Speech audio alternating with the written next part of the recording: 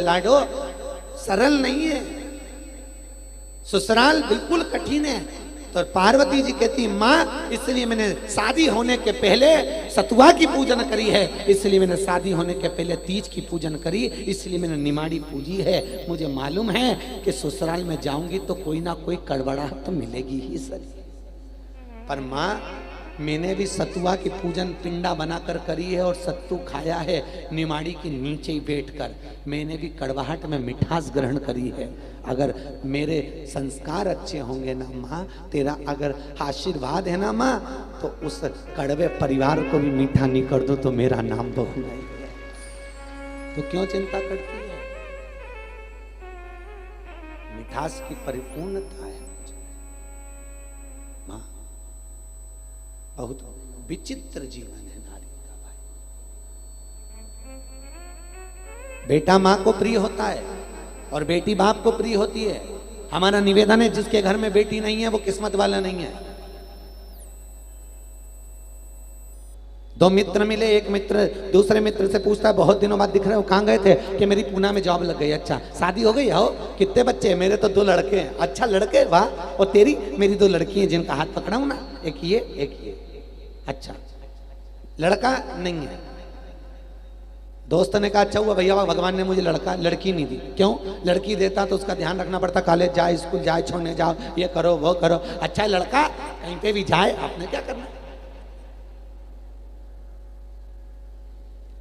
तो लड़की का हाथ पकड़कर जो पिता खड़ा था, उस पिता की आंख में आंसू आ गए। तो बेटी ने अपने बाप की आंख में आंसू को देखा और आंख में आंसू देखकर बेटी ने अपने पिता को देखकर तुरंत सामने वाले अंकल का कुर्ता खींचकर कहा, अंकल आप कहते हो अच्छा हुआ भगवान ने आपको लड़की नहीं दी। अंकल मैं कहती हूँ भगवान बेटी हमेशा किस्मत वाले को देता है, कभी खोलनों को नहीं देता। जो अपनी बहनों को, अगर बहन बेटियां आए, सगी बहन घर में आए तो भाभी का मुंह तवेला हो जाए। अरे सोचो तो सरी, ऐसी भाभी को कोई लड़की देगा? भगवान भी कहता है जो बहन बेटी की एक साड़ी नहीं दे वो अपनी बेटी को क्या साड़ी देगी। इसलिए ऐसी खोलनी को तो बेटी मत देना, बेटा दो। ऐसा बेटा देना कि जब इसकी अवस्था बढ़े, जो अपनी बहन बेटी को कभी एक साड़ी नहीं दे तो बेटा इसको एक एक रोटी के लिए तरसा दे। ऐसा छोरा पैदा कराया उसके घर में, जा छोरा दिया है। और खूब नगाड़े बजे, आतिशबाजी बजी, ढोलक बेटियां बजी, जन्मोत्सव मनाया, लड़का हुआ लड़का हुआ लड़का हुआ। और वही लड़का जब बड़ा हुआ, इधर जैसे जैसे नगाड़े बजे थे डुकरिया वैसे वैसे वो तुझे बजाएगा। तो चिंता मत कर, मत दे ननंद को एक साड़ी, मत दे बहन बेटी को कभी कपड़े, मत दे कभी बहन बेटी को कुछ। जब जब ननंद घर में आती थी तब मुंह फुला के कमरे में बैठी रहती थी। बेचारी माँ गर्म रोटी बनाकर अपनी लड़की को खिलाकर विदा कर देती है। और भाभी मत कर, तेरी भी औलाद है। जैसे जैसे नगाड़े बजे तो डंडा से तैयारी रखी होगा। इसलिए निवेदन है जब जब ननंद घर में आए, आप ही ननंद और आप ही भाभी हो। सही है कि गलत है? अरे बोलो तो। किसी ना किसी की आप ननंद और किसी ना किसी की आप भाभी हो। इतनी प्रसन्न रहना। भाई रक्षाबंधन पर फोन लगाए, त्योहार पर फोन लगाए, भाई लगाए, बाप लगाए, माँ लगाए ना लगाए, सबसे पहला फोन भाभी का जाना चाहिए। जीजी कब आ रही हो? पहला फोन भाभी का जाना चाहिए। और एक बात जरूर कहना, जीजी 4 दिन के लिए आ रही हो, कपड़े लेकर मत आना, अलमारी भरी हुई है, कौन सा मुझे छाती पर बांध कर ले जाना। और क्या करें, जब जब ननंद आती है तब तब तो और चौकीदारी बढ़ जाती है। माताएं अपने अपने बच्चों को कहते जा दादी के पास बैठ। तो बच्चे कहते मम्मी तू तो बोलती थी पढ़ने बैठ। अरे बुआ आइए ना, जब तक बुआ रहे जब तक तुम दादी के पास रहे। दादी के पास बैठ के जाते हैं। इतने में दादी ने कहा चल पढ़ने बैठ। नहीं, मम्मी को बुलाऊं तेरी? मम्मी नहीं तो भेजा है, जब तक बुआ रहेगी तब तक यहीं रहूंगा। काय को जाऊंगा? बहुत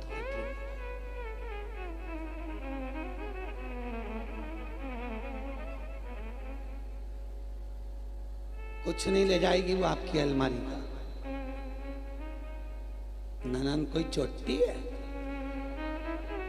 जो सामान ले जाएगी? ले जाना होता तो तुम नहीं आए थे उससे पहले दुनिया की सारी सामग्री ले जाती। पर मम्मी से के कर गई है, पापा से के कर गई है, भाभी आ रही है, उनको ये देना, मम्मी ये रखना। ना तुम बांध कर ऊपर ले जाओगे, ना तुम्हारी ननन बांध कर ऊपर ले जाएगी। ये दिल इतना बड़ा कर लो कि जब वो आए ना, अलमारियां खोल कर रख दो, जीजी ले ले, ये साड़ी पहन, तेरे पे अच्छी लगेगी। ये चोली नहीं आ रही जीजी, मैं उधेड़ कर अभी ला सिल के देती हूँ, पहन ले, अच्छी लगेगी। ननंद को भी लगेगा। तुम 1 रुपया उसके ऊपर खर्च करोगी, वो 2 रुपया नहीं खर्च करके जाए तो इस व्यासपीठ से मेरे को कह देना। ननंद का और बुआ का और भतीजे का संबंध पहले से चला आ रहा है। प्रहलाद के चरित्र से संबंध चल रहा है बुआ और भतीजे का। प्रहलाद की बुआ थी,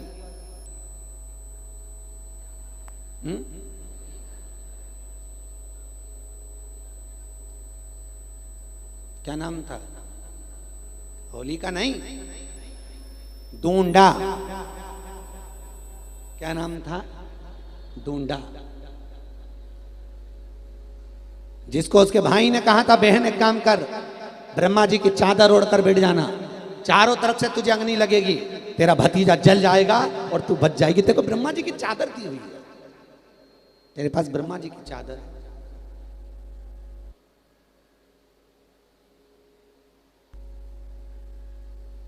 चादर ओढ़ के बैठ गई वो ढूंढा, चारों तरफ से आग लग गई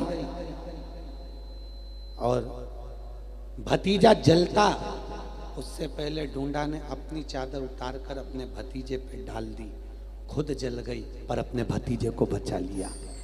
ऐसी थी ढूंढा जो मरते मरते राक्षसी होकर भी अच्छा काम करके भगवान की होली, इसलिए हमारे यहाँ मनाई होली। पर बारे इंदौर वाले, तुमने तो उसकी बहन का नाम ही धर दिया होली। ढूंढा प्रेम से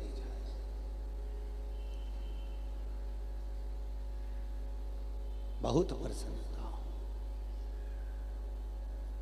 बहुत प्रसन्नता, और वो प्रसन्नता का सुख ही मूल हो।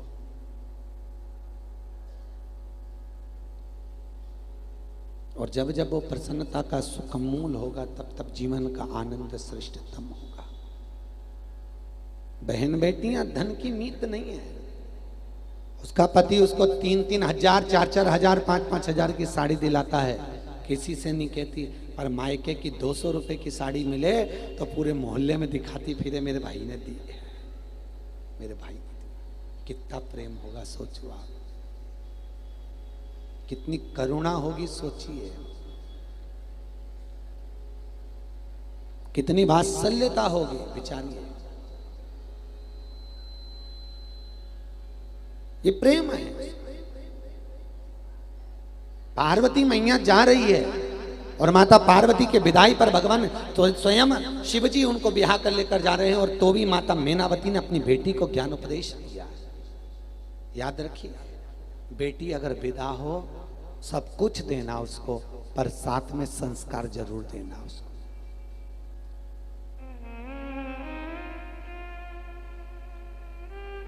पर आज जैसा संस्कार मत देना जैसे आज की माताएं देती हैं। आज की माताएं जो संस्कार देती हैं वो संस्कार नहीं चाहिए। आज की माताएं अपनी बेटी को सीख देती हैं, जितना मैंने उतना करा कर, बीच बीच में लबड़ ना करना, अपना बना लो, बच्चों का बना लो, कमरे में ले जाओ, चुपचाप खा जाओ। और मम्मी फिर सबका है तो सरी, तेरी जेठानी देवरानी क्या करेगी, दिन भर बैठी रहती हो, करे तू तो अपना कर। और ज्यादा ऐसा हो तो बच्चे को चिमटी खोड़ दी, रुलाए और ले गए।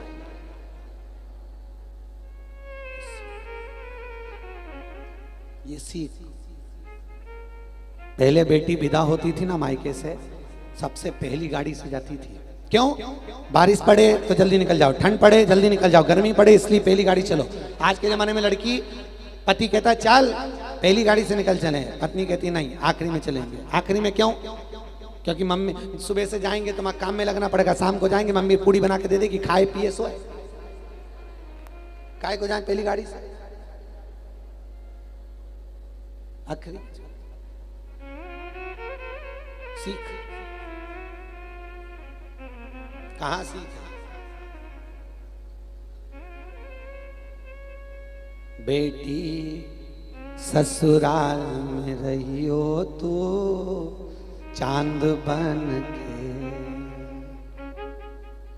माँ कह रही है, मीनावती कह रही है अपनी बेटी से, क्या कहा? बेटी ससुराल में रहियो तो, बोलो बोलो, चांद बन के। हीरा और पन्ना की दुकान बन के, हीरा और पान की दुकान नहीं बोली है। क्यों? पान की दुकान चारों तरफ से खुली होती है और हीरे पन्ने की दुकान चारों तरफ से ढकी हुई रहती है। इसलिए हीरा और पन्ना की दुकान बन के बेटी ससुराल में रहियो तो चांद बन।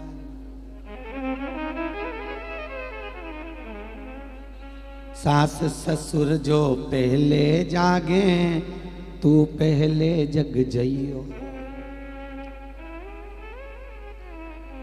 बोलो बोलो, एक बार बोल लो, भले नहीं करो, बोल तो लो जी जियो, बोलो। सास ससुर जो पहले जागे तू पहले। अब आज के जमाने में बेचारे सास ससुर तो जग जाए, ये सुबेरे देखना तुम्हारी मम्मी ने चाय बनाई तो लिया हो तो।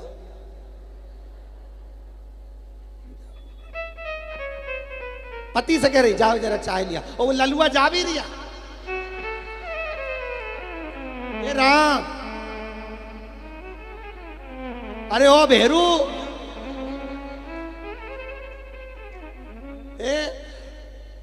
कभी माँ ने बोल दिया पलक पे से, बेटा अरे मेरा सिर दुख रहा है बाम दे दे, तो कि मम्मी मैं थोड़ा काम कर रहा हूँ लैपटॉप पे लगाओ। और पत्नी ने कहा जरा देखिए बचा लो। ये भेरू सिंह, ये क्या होगा रे तेरा कालिया, सोचे तो सही।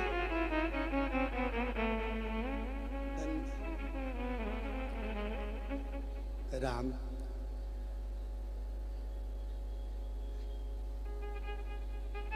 सास ससुर जो पहले जागे, ये कब जगती है? जब बच्चों को स्कूल पहुंचाना हो उसके 20 मिनट पहले, ठीक घड़ी मिला के। और इसका ताव देखना, 20 मिनट पहले, 1 घंटे पहले जग जाती है तो बच्चे आराम से तैयार हो जाते हैं, पर 20 मिनट पहले तैयार हो जाओ जल्दी, 2 घंटे से करे, पेंसिल का पटकी, रबड़ का, अरे स्कूल की बेन आने वाली है, कहाँ बैग पटका, अरे टिफिन। इतने में बेचारी सास उठ के बोले, बेटा तू रोटी बना ले, टिफिन बना दे, मैं तैयार कर दूंगी छोरा के, सुबह से आजान मत पढ़, मत चिल्ला, मत चिल्ला तू, सुबह से तेरे हाथ जोड़ मत। और आखिरी में जब छोरा को जब तक ऑटो में बेन में नहीं बिठा दे, छोरा भी जाए ना तो देहली के पांव पड़ के जाए, मम्मी 4 घंटा पीछा छूटा स्कूल में भला।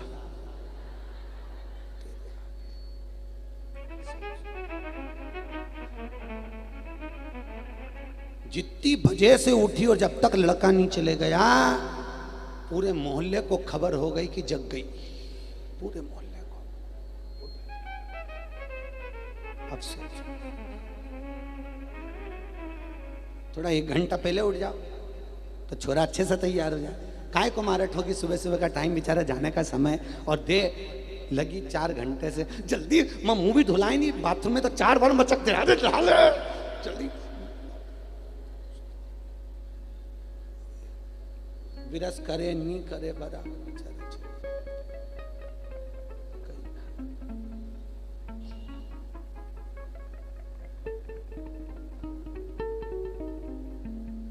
भगवान जानता। अच्छा बेचारी सास उन सब देख रही पर बेचारी बोल नहीं सकती।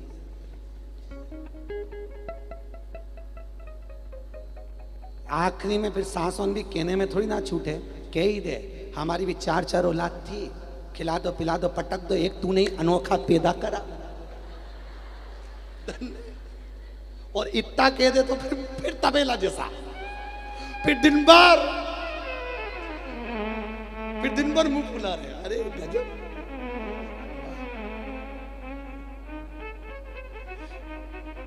हे भगवान, हे भगवान।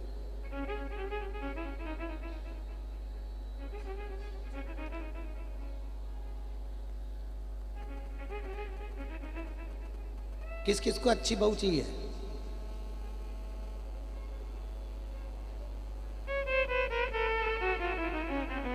किसी को नहीं चाहिए? तेरे बोले गजब है तू भी, कहां बैठा है?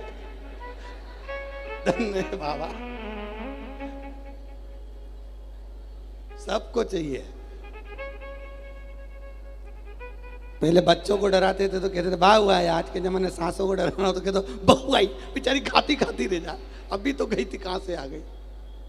बड़ा गजब। भैया शास्त्र कह रहा है बेटे के विवाह के पहले जो श्रावण का महीना पड़े उस श्रावण में अमरबिल के 5 टुकड़े पान के पत्ते पर रखकर भगवान शिव के मंदिर की चौखट पर रखिए आओ। आपके संस्कारवान बहू आपके घर में प्रवेश करेगी, बेकार आई नहीं सकती, यह पक्का। जो आपकी सेवा करे, जो आपके चरण पूजे, जो आपको नमन करे, जो आपको साष्टांग करे और आपकी सेवा में तल्लीन रहे, बस 5 अमरवेल के टुकड़े और 1 पान के ऊपर रखकर भगवान शिव की चौखट पर श्रावण, वो श्रावण जो शादी के पहले आए, उस श्रावण के महीने में भगवान शिव की देहली पर रख, भगवत तत्व की प्राप्ति। हर हर महा, भगवत तत्व की अनुकूलता का सुख। 5 अमरवेल के टुकड़े 1 पान के पत्ते पर रखकर सावन के महीने में, शादी के पहले वाला सावन, उसमें आप भगवान शिव के मंदिर की चौखट पर रख दीजिए, आपको लाभ प्राप्त होगा। दिगंबरा दिगंबरा काशी विश्वनाथ बोलो दिगंबरा। दिगंबरा दिगंबरा काशी विश्वनाथ देखो दिगंबरा। दिगंबरा दिगंबरा काशी विश्वनाथ बोलो दिगंबरा। दिगंबरा दिगंबरा काशी विश्वनाथ सब बोलिए दिगंबरा।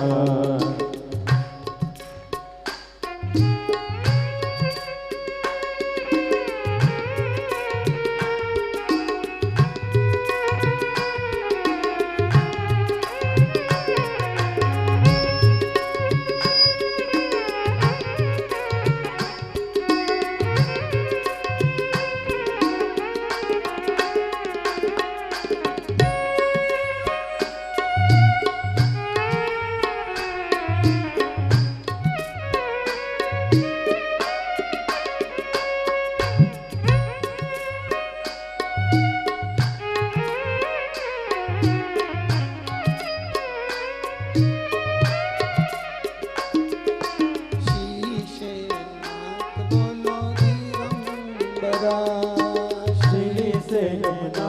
बोलो दिगंबरा। श्रीशैलनाथ बोलो दिगंबरा। श्रीशैलनाथ बोलो दिगंबरा। श्रीशैलनाथ बोलो दिगंबरा। ओ श्रीशैलनाथ बोलो दिगंबरा। दिगंबरा दिगंबरा काशी विश्वनाथ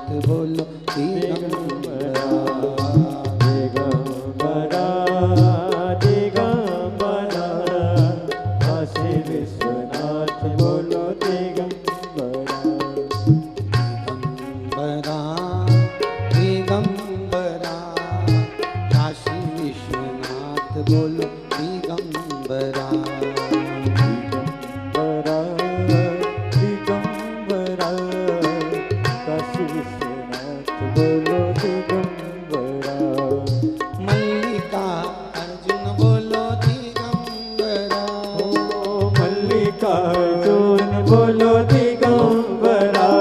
हे मल्लिका अर्जुन बोलो दिगंबरा। मल्लिकार्जुन बोलो दिगंबरा। हे पशुपतिनाथ बोलो दिगंबरा। पशुपतिनाथ बोलो दिगंबरा। पशुपतिनाथ बोलो दिगंबरा। पशुपतिनाथ बोलो दिगंबरा। दिगंबरा दिगंबरा काशी विश्वनाथ बोलो दिगंबरा। दिगंबरा दिगंबरा काशी विश्वनाथ बोलो दिगंबरा। हे दिगंबरा दिगंबरा काशी विश्वनाथ बोल दिगंबरा। दिगंबरा दिगंबरा काशी विश्वनाथ बोलो दिगंबरा। आओ से बोलिए, सब बोलिए।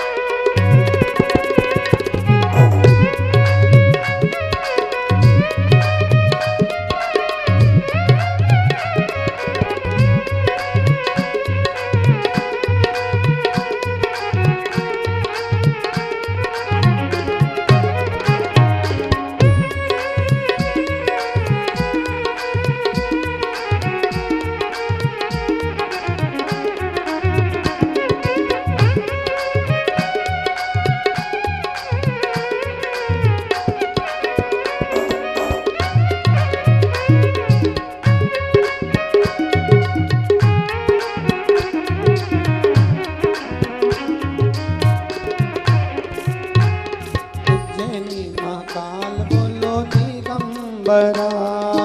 उज्जैनी महाकाल बोलो दिगंबरा। उज्जैनी महाकाल बोलो दिगंबरा। उज्जैनी महाकाल बोलो दिगंबरा। ओ सोम जी को नाथ बोलो दिगंबरा। सोम जी को नाथ बोलो दिगंबरा। ओ सोम जी को नाथ बोलो दिगंबरा। सोम जी को नाथ बोलो दिगंबरा। दिगंबरा दिगंबरा काशी विश्वनाथ बोल दिगंबरा। दिगंबरा दिगंबरा काशी विश्वनाथ बोलो दिगंबरा। हे दिगंबरा दिगंबरा काशी विश्वनाथ बोल दिगंबरा। हे दिगंबरा दिगंबरा काशी विश्वनाथ बोलो दिगंबरा। हर हर महादेव। भगवान शिव औघड़दानी की कथा कहती है भगवत तत्व का रसास्वादन करने का मूल तत्व कह रहा। भगवान शिव की कथा कह रही है। पार्वती जी विदा हुई हैं, चारों तरफ आनंद लहर है। बाबा भोलेनाथ पहुंच गए कैलाश पर।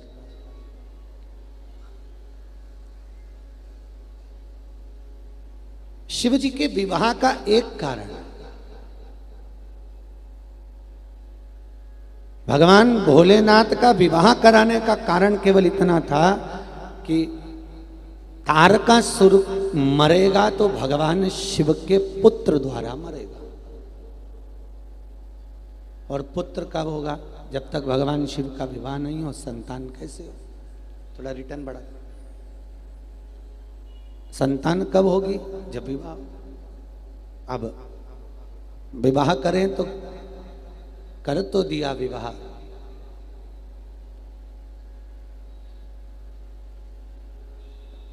आज विवाह तो हो गया। विवाह होने के बाद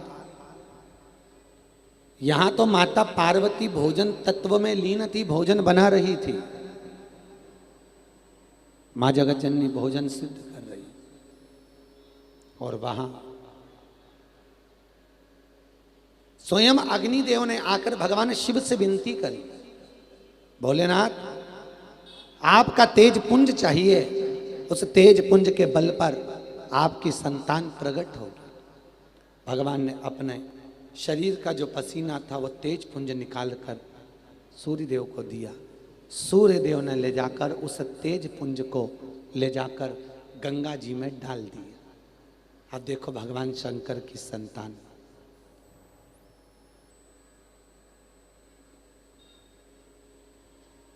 वो तेज पुंज जो गंगा जी में गया, उस गंगा जी की धारा से भगवान शिव के 6 पुत्र जन्म ले लिए। कितने? 6। अब गंगा मैया एक बेटे को लेकर आए, दूसरे बेटे को लेकर आए, गंगा की गोद में 6 पुत्र थे। इतने में पार्वती जी को मालूम पड़ गया और माता जगत जननी पार्वती को मालूम पड़ा कि जिस बालक का जन्म मेरे गर्भ से होना था वो बालक गंगा जी की गोद में खेल रहा है। इतने में तुरंत क्रोध में आकर माता पार्वती जी ने सूर्य देवता को श्रापित कर दिया, हे सूर्य नारायण, तुम अग्नि के तत्व में रहते हो, इसलिए अग्नि और सूर्य, हे अग्निदेव, हे सूर्यदेव, तुम्हारी तात्विकता के कारण मैं तुम्हें श्राप देती हूं कि तुम कबूतर की योनि को प्राप्त हो।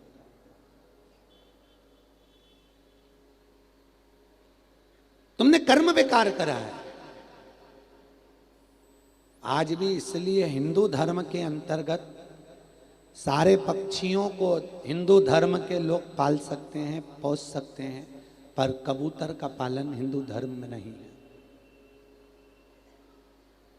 आज भी कहा जाता है अगर कबूतर छत पर बीट करता है, कबूतर छत पर अगर बीट करता है तो उसको साफ कर देना चाहिए, नहीं तो घर में क्लेश बहुत होता है, घर में शांति रत्ती भर नहीं रहती। चाहे तुम किसी पंडित जी से अनुष्ठान करवा लो, चाहे किसी पंडित जी से पूजन करवा लो,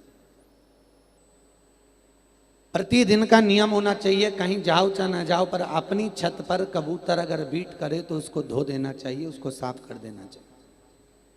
कबूतर की बीट जिस मकान पर, जिस छत पर पड़ी रहती है, वहां पर अशांति परमानेंट बनी रहती है। वहां पर एक गिलास पड़ा है तो उसके पीछे विवाद हो जाता है, बेडशीट बेकार हो गई उस पर विवाद हो गया, पानी गिर गया उस पर विवाद हो जाए, पति पत्नी, सास ससुर, बेटा बहू, सबका मुंह फूला रहता है, सबको क्रोध बना रहता है, सबकी चिड़चिड़ प्रवृत्ति रहती है। अगर छत पर कबूतर की बीट पड़ी है तो इसलिए हिंदू धर्म में एक रीत बनाई है कि अगर पक्षियों को दाना भी दिया जाता है तो कहीं बाहर निकल कर, हमारे हिंदू धर्म की शास्त्र रीति के अनुसार तो अगर श्राद्ध पक्ष में कौवे को कागल भी दी जाती है ना तो छत के बाहर दी जाती है। कहीं एकांत में जाकर कागल दीजिए, छत के ऊपर कौवे को कागल भी नहीं देते। पर लोग इतने आलसी हैं कि श्राद्ध में कौवे की कागल भी छत पे डाल देते। और छत पे अगर कौवे की कागल पड़ी हुई है और कौवे ने अगर एक रोटी का टुकड़ा भी जब तक वहाँ पर छोड़ रखा है वो नहीं जाता, तब तक घर की बहू घर में श्राद्ध में भोजन नहीं कर सकती है। श्राद्ध पक्ष के अगर आपने गरुड़ पुराण सुनी हो तो उसमें रीत बताइए, तो उसके घर में अगर पितृदोष बना रहता है। अगर छत पर हमने कौवे की कागल दी है, छत पर हमने कौवे के लिए भोजन दिया श्राद्ध पक्ष में, और कौवा एक रोटी का टुकड़ा ले गया, 2 ले गया, उसमें से अगर एक जरा सी सब्जी का टुकड़ा भी पड़ा है तो जब तक वो सब्जी का टुकड़ा कौवा लेकर नहीं जाएगा तब तक घर की बहुएं उस भोजन को ना करे। अगर घर की बहुएं भोजन करती है उसके घर का पितृदोष लग जाता है, पितृदोष फिर कभी समाप्त नहीं होता। इसलिए कौवे की कागल भी बाहर जाकर दी जाती है हिंदू रीति में, सम्मुखता में। गाय की रोटी श्राद्ध पक्ष में कितनी बड़ी बात लिखी है। अगर आप लोग गरुड़ पुराण सुने हो, किस किसने सुनी गरुड़ पुराण? हाथ ऊंचा करें। सबने सुनी है? चलो रख लो। कब सुनी?